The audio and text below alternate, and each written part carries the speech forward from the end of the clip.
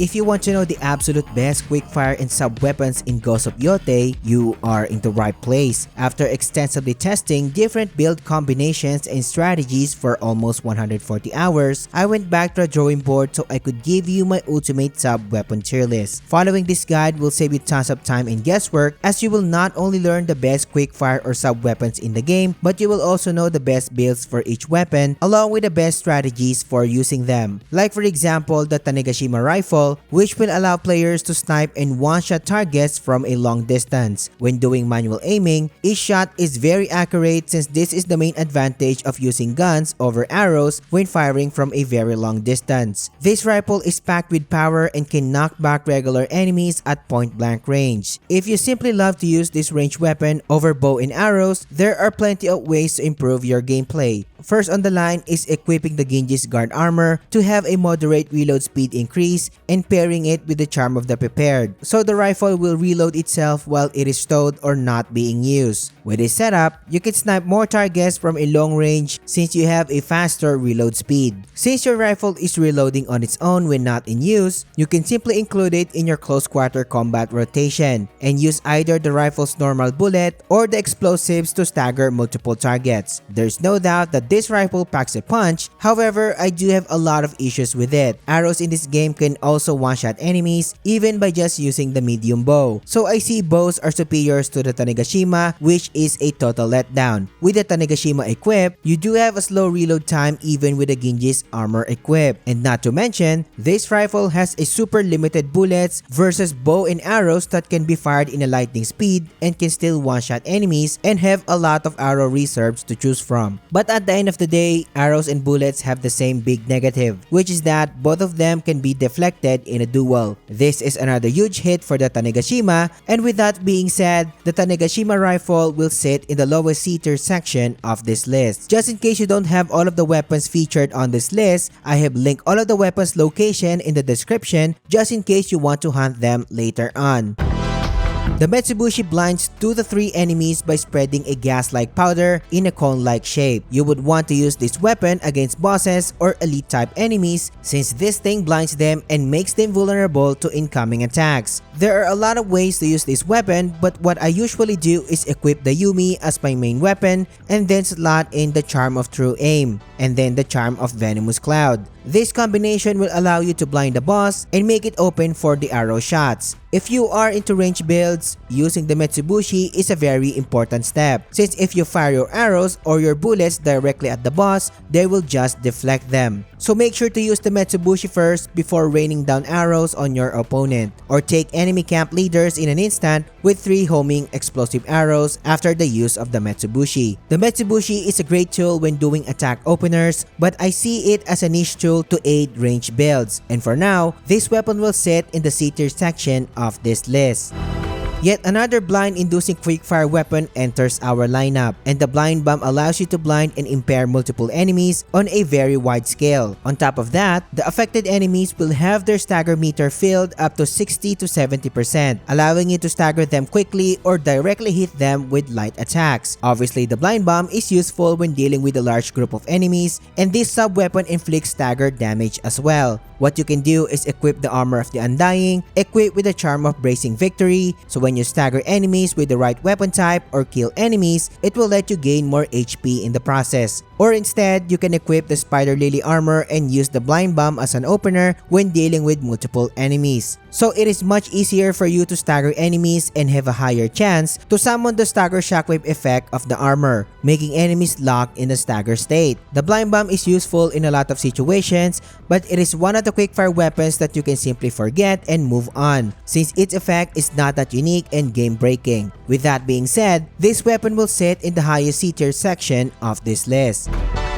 Another gun entering our lineup is the Tanjutsu. The Tanjutsu performs very well in close quarter combat, allowing players to perform pistol parries. Not only can pistol parries can take out at least one enemy, but it can also be a good source of spirit. The initial hit of the Tanjutsu will give you spirit, while executing targets will give you another spirit generation. This gun can also perform in mid-range combat, which is pretty useful when taking out archers or other riflemen. What I also suggest is you can unlock your pistol stand-up skill so you can extend your stand-up skills by one more enemy, and not to mention how badass the animation is. If you like using this sub-weapon a lot, I suggest equipping the charm of the Tanjutsu Guard, the charm of Uncanny Aim, and the charm of the Generous Opponents. With this setup, your pistol parries will grant you a chance to get more ammo and also while looting the dead, to get your Tanjutsu back in action. The main issue that I have with this weapon is that its bullets are so limited and you are limited to killing 6 enemies at a time, versus the smoke bomb for example, where you can kill 3 to 5 enemies in one single use. Overall, this weapon is not that bad, but also not great either. It is a useful sub-weapon if you want to quickly take out enemies like the rifleman for example, but I see its value if you like doing stands-off. But for now, the Tanjutsu will sit in the lower B tier section of this list.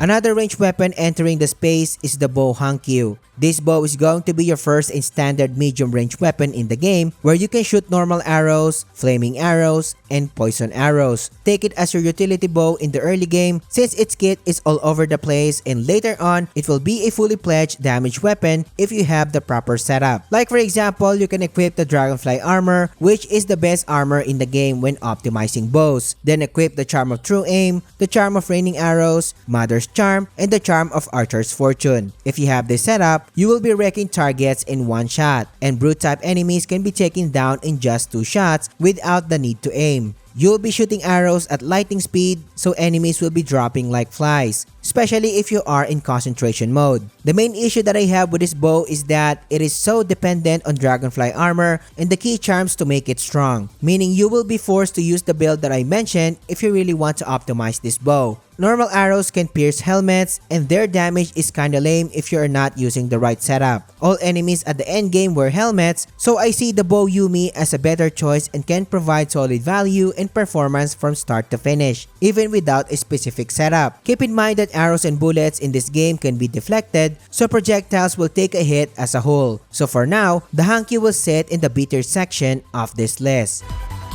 The list goes spicier from here since we are going over the tools that give you actual firepower, and you don't want to miss out on these ones. Entering our list is the Scorch Bomb. I don't really have to tell you how powerful this thing can be, since any player can see its devastating power as soon as they unlock it, especially when dealing with multiple enemies. The explosions greatly damage enemies and also leave fire trails that deal damage over time to targets. You can pretty much use this bad boy on the get-go without the need of any special setup to make it good. But what I usually do is use the concentration before I throw my bombs so I can damage stack them and make sure that most of the enemies will be hit. In a matter of seconds, you can clear a large group of enemies without a hassle. The main issue that I have with this bomb is that the damage against bosses is capped. So I think they did this to balance things out, so I only see its effectiveness against regular enemies. I don't use this Scorch Bomb a lot since the rest of the sub-weapons on this list are more than enough to clear bosses and enemy waves. But there is no denying how strong this sub-weapon is, and it will rightfully sit in the A tier section of this list. The Yumi is hands down the best ranged weapon in the game since it can provide a lot of value without the need for a specific setup, which is overall better compared to the Hankyu. You do have heavy arrows that can pierce through helmets at endgame, the disarming arrows that can give you good amount of spirit generation,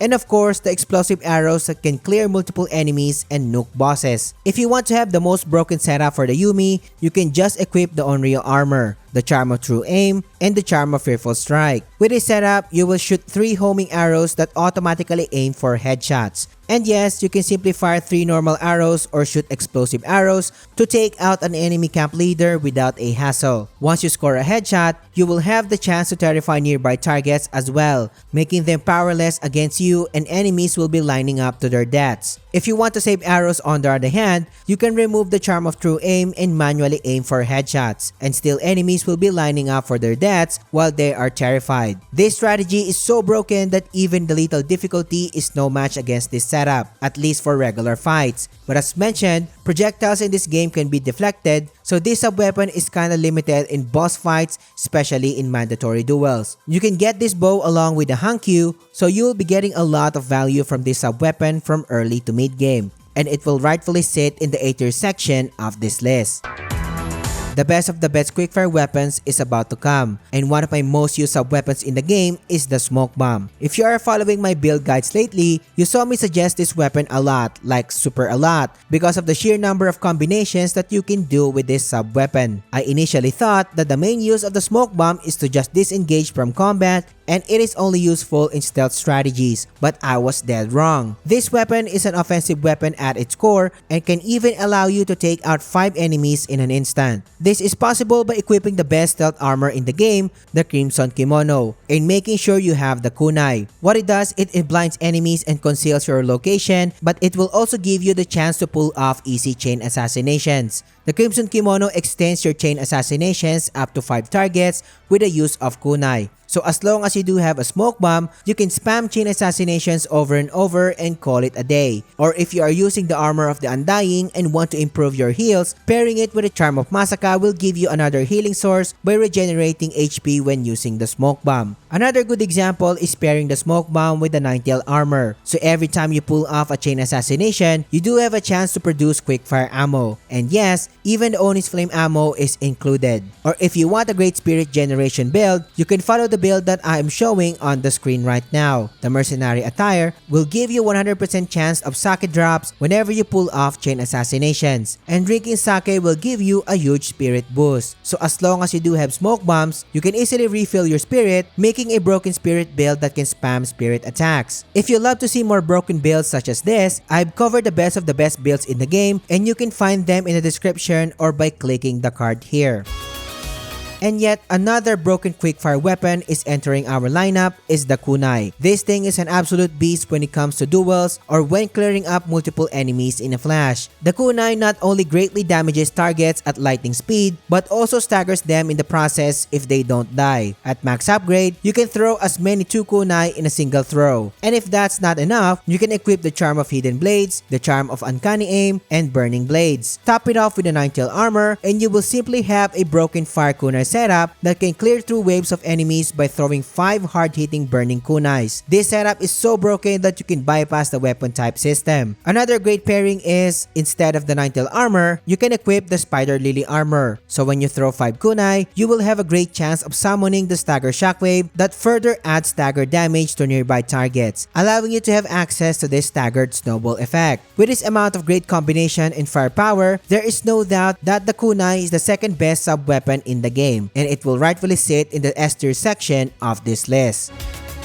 I firmly believe that the Oni's Flame is the best sub-weapon currently in the game, a sub-weapon that powers up almost every kind of build out there. The Oni's Flame does one thing, and it is to buff your main weapon with fire to increase your overall damage and inflict fire on enemies, which further deals damage over time. Not only that, weapon buff with the Oni's Flame are unblockable, so you can bypass the weapon type system when this sub-weapon is active. And I cannot stress how broken this is against all type of bosses and enemies, but you can still make it even broken by following these setups. What you can do is equip the Ninetale armor and pair it with the Charm of the Homusubi, Fiery Rage, and the Fire Mastery. Then focus on using the Odachi and the Kusarigama. With this setup, you can charge your Kusarigama and unleash its devastating focus attacks that can bypass any weapon type and wipe multiple enemies in one single combination. Since your Oni's Flame lasts longer in this setup, you can pull up multiple Kusarigama focus attacks. Or with the same setup, you can just use the Odachi to one-shot targets with its spirit attacks. Even without the spirit technique, the Odachi's normal attacks will send enemies to their deaths in a flash. Or what you can do instead is power up the strongest build in the game, where you can power up the Bounty Master set with the Oni's Flame upgrades. Not only your enemies can touch you if you master the art of parrying, but you will also be countering them with hard-hitting strikes that are buffed with the Oni's Flame. But knowing the best sub-weapons is just the first step. But if you want to know the best and most broken builds in the game, this video will show you everything you need to know. So click on it and I will catch you on the next one.